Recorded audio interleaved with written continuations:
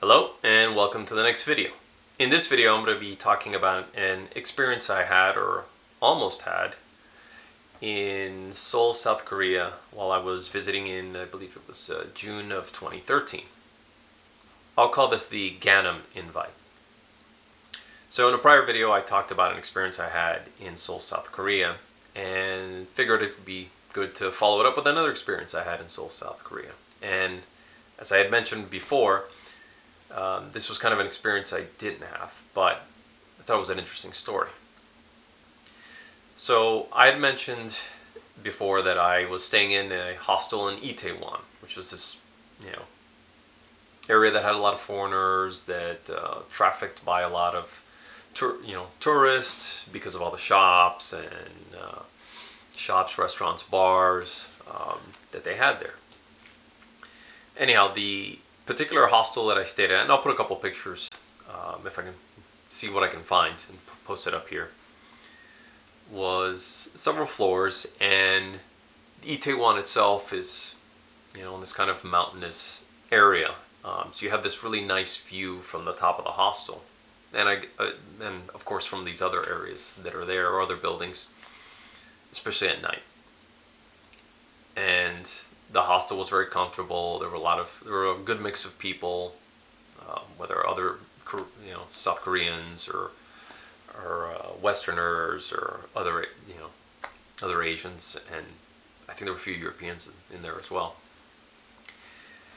And I also remember they had very inexpensive beer, and I think I took a picture that I really liked with one of those beers there.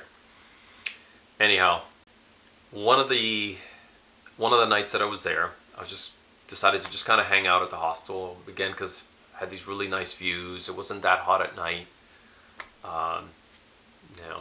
Back then I was drinking. I don't drink anymore. But so I figured, this is cheap entertainment. Just kind of hang out here and just kind of enjoy being in this city and country. And some of the people in the hostel who, I forget their names now, but I remember chatting with them quite a bit about, oh, what'd you do today? Oh, I did this. What about you? Oh, I did this. Oh, I recommend that. And, the usual stuff that happens at a hostels, people exchanging their experiences and giving the rundown on different touristy things to do or non-touristy things to do. Anyhow, there was this one Asian gentleman, and I don't remember if he was South Korean or whatnot, but spoke fluent English. And when I was just kind of hanging out there at night, he goes, hey, a group of us are going to go out to Gangnam. Would you be interested in going?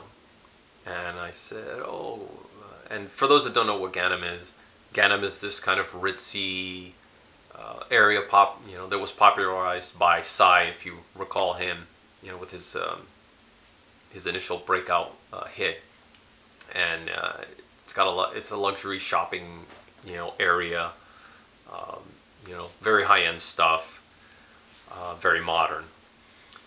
And during the trip I hadn't gone out there, but I think I had it on my list. Oh, check out that place.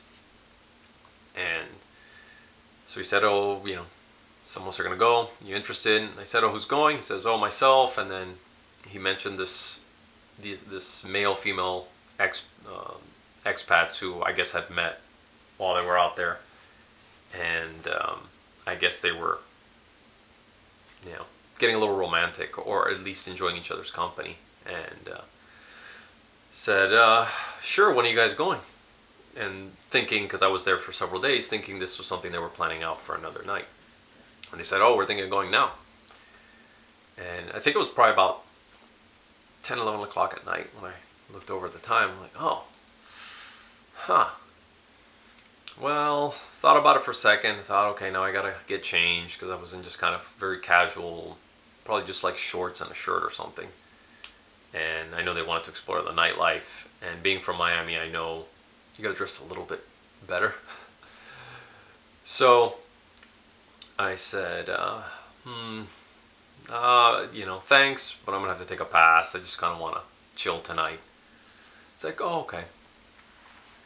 So while I'm, kind of in one of the common rooms at the hostel, I see everybody, get changed, come out.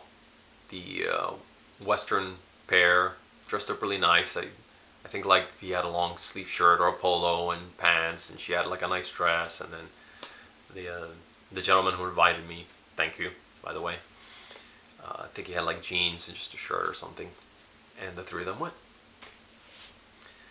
So go back, up to the rooftop, enjoy the view, and if I haven't posted up a picture, I'll post up another one here so you can get a sense of what it looks like at night. So about hour and a half passes. Probably enjoying beer number 2 or 3 at this point. And just, big smile on my face. Wow, I'm in South Korea. And I hear somebody come in. I happen to look, take a peek, and I notice it's the gentleman who invited me. At the time, I'm like, wow, that was quick. He said, yeah, I forgot specifically what he said, but he said, whatever it was didn't sound too good. I said, what happened? I thought you guys were going to go to a club or a bar or something and hang out late. This. He says, well, we were in line to go to this one place, and they got in, referring to the couple that he went with, or the potential couple. But I guess it was white people night, and they didn't let me in. I was just kind of shocked that he said that, much less that something like that had happened. I said, you serious? He goes, yeah, they didn't want to let me in. I don't know why, but so I just came back. I didn't want to deal with that. So when I had said earlier the experience I didn't have, that's what I meant. That I wasn't there to see it. So I don't know how true it is. I don't know what the reasoning was, if he was right, if it was xenophobia, if it was his clothes, if it was who knows what. But if what he said is true, and I'll take his word for it, it's kind of messed up. But if I had gone and I was allowed in and he wasn't, I would have felt really bad for that poor guy having to take a taxi all the way back after getting out there.